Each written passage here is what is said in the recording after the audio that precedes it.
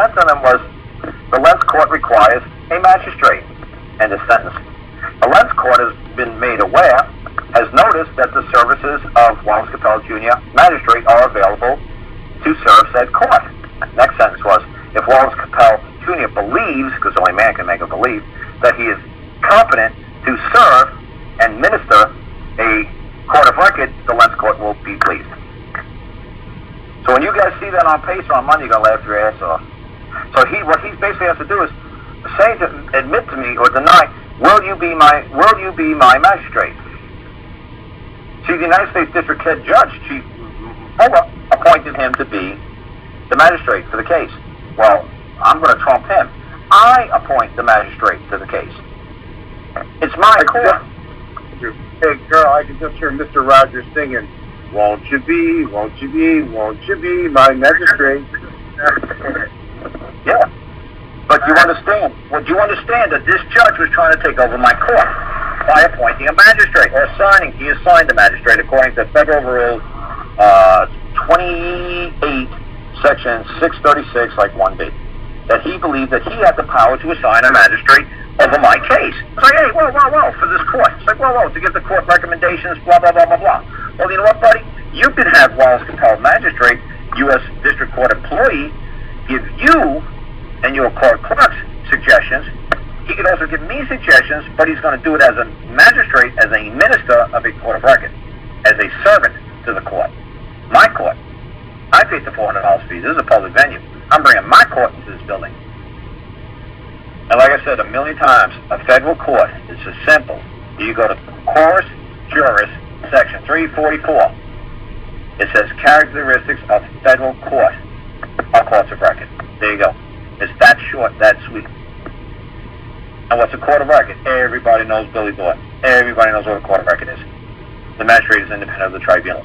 So magistrate, you better stay independent of the tribunal, because so far the tribunal hasn't arrived. We got me that showed up so far. The wrongdoer hasn't even appeared yet, and the jury certainly hasn't been in attendance.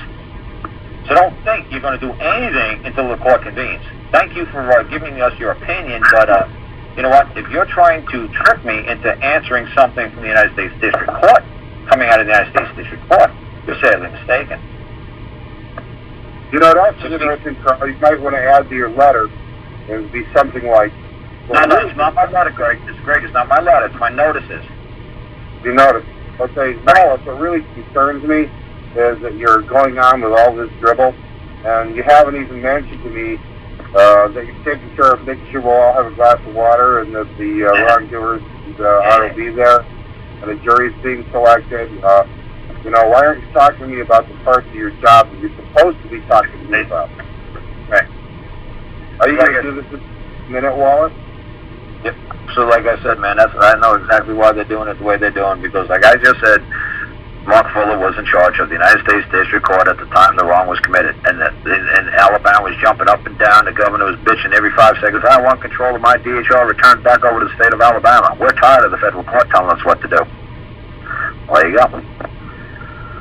So they finally gave him back. So there you go.